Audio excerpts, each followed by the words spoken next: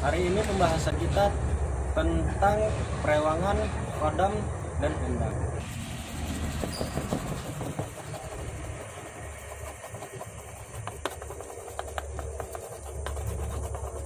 Terima kasih telah mengklik video ini. Jangan lupa subscribe-nya dan klik loncengnya. Karena subscribe itu gratis. Dengan subscribe berarti kalian telah membantu saya untuk support channel ini. Karena jika channel ini berhasil, kita akan membantu orang yang tidak mampu. Selamat menonton sobat. Assalamualaikum warahmatullahi wabarakatuh. Kembali lagi bersama saya Rizwadi Akbar di channelnya Fahrul Malamjati. Di tempatnya tukar pikiran dan bukan saling menyalahkan. Dan malam ini saya tidak sendiri, saya ditemani oleh narasumber kita, Mas Fahrul, dan psikologi salam kita, Mas Firmansyah. Hari ini pembahasan kita tentang perewangan, khodam, dan endang. Dan tidak perlu berlama lagi, langsung saja kita bertanya kepada narasumber kita, Mas Fahrul. Oke Mas Fahrul, jadi Mas bisa diperjelas lebih rinci perbedaan dari masing-masing golongan ini tentang perewangan, khodam, dan endang itu apa maksudnya? Oke, kita akan membahas salah satu dari jenis golongan yang 3 golongan tadi, yaitu khodam, perewangan, dan endang. Khodam itu adalah pendamping makhluk gaib sejenis jin yang dia mendiami suatu tempat, biasanya yaitu benda pusaka seperti keris, batu cincin maupun pusaka-pusaka yang lain. Itu dikatakan khodam. Dan biasanya khodam ini kedudukannya lebih tinggi daripada jenis pendamping-pendamping lain, karena dia selain dia bertempat di satu benda, tapi dia bisa membuat seseorang tadi yang memiliki khodam tadi bisa kesurupan atau dikuasai penuh oleh khodam pendamping tadi.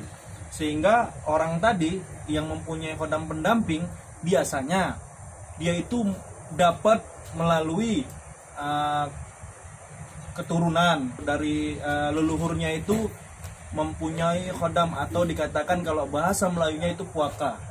Jadi khodamnya itu nggak akan bisa dibuang kalau belum diturunkan kepada anak cucunya, yaitu khodam pendamping. Itu kepada anak cucunya dipilih atau dia ingin mengikuti sendiri, Mas? Biasanya Mas, khodam pendamping yang ikut dia ke anak cucunya biasanya itu orang-orang terpilih. Yang dia karakternya itu nggak jauh beda kepada orang tuanya atau kakeknya yang terdahulu gitu. Iya, atau orang tuanya atau kakeknya sendiri. Itu biasanya yang ditepati untuk dia mendapatkan khodam tadi. Jadi jenis khodam tadi biasanya dia bertempat pasti di suatu benda, yaitu benda pusaka. Harus menempati benda-benda pusaka itu. Sedangkan dia jenis perewangan Mas, biasanya perewangan itu dia kedudukannya dia nggak di benda pusaka, tapi dia biasa di tengkuk orang tadi, seorang tadi. Jadi misalnya dia nempel terus gitu Mas ya? Nempel terus Mas, nempel terus. Makanya kalau kita mempunyai mata batin atau punya kelebihan lah untuk mampu melihat, nampak kita duduknya di sini. Makanya orang yang punya punya perewangan itu hampir rata-rata orangnya gampang terbawa emosinya tidak terkontrol. Dan biasanya perewangan tadi beda dengan khodam tadi. Perewangan tadi nggak bisa memasuki tubuh si pengguna. Dia hanya bisa memberi petunjuk saja, bahkan dia bisa membisikkan saja. Walaupun dia menempel, dia tidak bisa masuk. Nggak bisa Mas. Tapi dia di luar. Istilahnya kita bilang tadi di luar tubuhnya. Dia menempel di luar tubuhnya. Menempel saja seperti benalu gitu Mas. Iya. Dia hanya menempel di luar tubuhnya. Dia itu nggak bisa merasuki penggunanya atau merasuki orang yang punya perewangan tadi. Hanya bisa membisikkan aja. Ya Mas, yang ketiga tadi kita bahas endang tadi Mas. Endang sendiri itu adalah jenis makhluk gaib, jenis jin juga, sama seperti yang 2 tadi juga, sifatnya pendamping. Tapi endang sendiri ini mampu dia sifatnya masuk, istilahnya penggunanya bisa kesurupan juga, bisa kemasukan. Kalau dia terlalu misalnya punya masalah, punya problem, istilahnya benci sama seseorang, biasanya dia nggak akan terkontrol. Hingga dia tuh sehingga tingkat kesetresan naik, dia tuh bisa kesurupan. Karena sifat endang tadi itu dia tempatnya sama seperti perewangan di belakang tadi sini, tapi dia bisa menguasai si penggunanya tadi, sehingga bisa kesurupan, bisa lepas kontrol tadi. Nah itulah Mas. Dan untuk ketiga golongan ini Mas, apakah memiliki fungsi tersendiri? Nah, milik fungsi sendiri Mas. Kalau dia misalnya perewangan Mas, biasanya nggak bisa disuruh dia Mas. Misalnya contoh, saya atau Mas itu punya perewangan, dia kita perintahkan lah untuk mampu melukai seseorang, nggak mampu Mas, karena dia sifat perewangan tadi ini hanya bisa membisikkan, dia energinya lemah, saya bilang dia cukup lemah.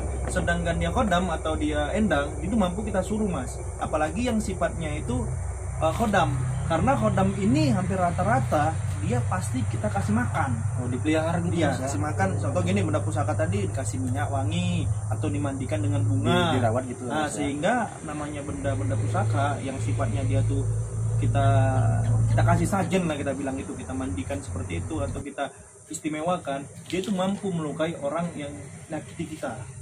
Nah, seperti itu. Sedangkan dia endang, biasanya penggunanya yang memakan.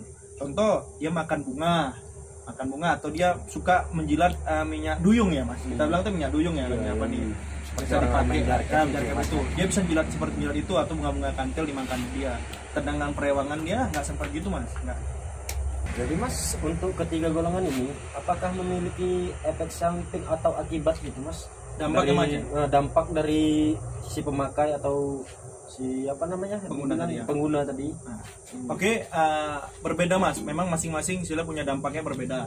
Karena kalau sifatnya perewangan tadi Mas, dia biasanya pendamping, tapi dia nggak mempunyai akibat ya. Misalnya akibatnya itu hanya minim Mas. Biasanya pengguna itu hanya gampang, saya bilang itu gampang stres. Orangnya gampang stres, terus orangnya sukanya menyendiri Mas. Dia menyendiri aja, cuman istilahnya kalau kita bilang gampang tersinggung lah. Itu biasanya orang yang punya perewangan dia. Sedangkan orang yang punya endang Mas, memang orangnya sih ceria-ceria gitu Mas, ceria gitu segala macam kan gitu. Cuman efek dari penggunanya tadi ini, dia sering kali istilahnya emosinya nggak terkontrol, terus dia orangnya keras kepala, keras istilahnya wataknya keras, terus dia tuh bisa makan tubuh namanya, kita bilang makan tubuh itu. Si pengguna tadi kalau misalnya dia nggak nuruti, contoh endangnya tadi sukanya setiap malam Jumat makan bunga atau minyak gitu kan, nggak dituruti, dia akan terus si pengguna akan dirasuki terus sama dia Mas, buat gejolak terus, sehingga akan membuat si pengguna badannya bakal bisa kurus Mas kalau nggak dituruti atau sakit, benar Mas. Sedangkan tadi yang khodam tadi Mas ya, sedang khodam sendiri dia kan sifatnya itu kan di satu benda Mas. Jadi kalau benda tadi kalau misalnya nggak di tempat, istilahnya nggak dikasih wangi-wangian atau nggak dimandikan atau nggak dipuja tadi lah, diistimewakan, biasanya khodam tadi itu akan menjadi lemah Mas. Yang sifatnya di benda akan lebih lemah dia. Pergi gitu Mas. Kalau pergi saya rasa nggak Mas. Enggak, cuma dia akan melemah. Benda tadi akan lebih melemah sehingga nggak berfungsi seperti sebelumnya. Bisa diperintahkan atau bisa disuruh segala macam, sehingga lemahnya dia tadi itu membuat si pengguna sendiri pun efeknya tadi badannya akan ikut lemah juga, lemah karena ada dia sifatnya khodam tadi, puakah atau leluhur tadi kan, tadi itu itulah dia yang langsung makan ke diri. Biasanya itu bisa berdampak, bisa menjadi gila bisa juga Mas. Kata gila tadi ini biasanya si pengguna atau bapaknya atau orang tuanya atau nenek leluhur mereka itu nggak nurunkan ke anaknya, sehingga efeknya itu ketika dia mati tapi memang dibuang gitu, efeknya ke anaknya, bisa anak itu dibuat gila seperti apa itu. Tapi kan Allahu alam, kita hanya berdoa sama Allah seperti apa. Dan itu sudah benar semua Mas. Ya saya rasa ya kurang lebih namanya kita kan, manusia itu tetap punya kesalahan atau kesilapan ya. Kalau memang merasa kalian itu lebih berpengalaman atau apa ya, kami juga mohon maaf kan gitu, karena di sini kami bukan saling menyalahkan satu sama lain, tapi kami hanya tukar pikiran. Masan ada tambahan lagi? Ya mungkin di lain waktu kita jumpa lagi dalam pembahasan yang lain mungkin ya. Dan yang paling penting untuk di video kali ini, jangan lupa untuk like, comment, dan subscribe. Seperti itulah penjelasan dari narasumber kami dan pelukis kami. Mungkin itu sudah lebih dari cukup. Untuk video selanjutnya, jika kalian punya usul, silahkan tulis di kolom komentar. Dan saya akhiri video ini. Assalamualaikum warahmatullahi wabarakatuh.